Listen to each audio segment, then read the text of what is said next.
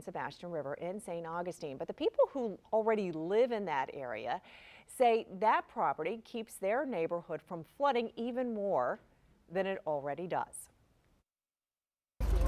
Well, yours came up to here on you, right?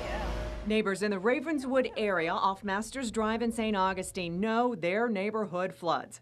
It floods during a rain, it floods when you have a high tide, and when you put those two together, which we saw just 2 weeks ago, we had tons of flooding up and down this street. That's Florida Street. In this area, one side is houses and one side is woods. And those woods back up to the San Sebastian River. It's also on that street where an apartment complex called Eco Park is proposed. 12 buildings, 40 units, a parking lot with 80 spots, and a bulkhead. This is a small parcel of land. It's 6 acres.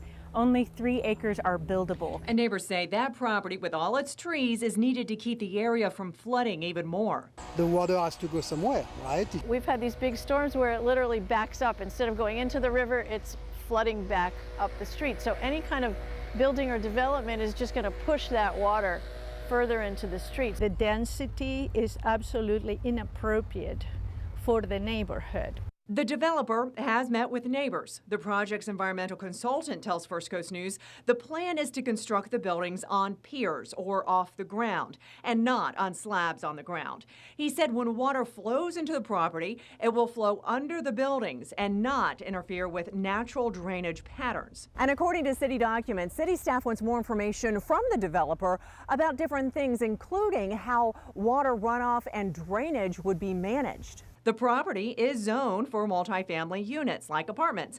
It has been since the 1970s, but these neighbors say weather and storms have changed since then. We're getting more frequent storms, they're more severe. This is climate change. We're living it right now.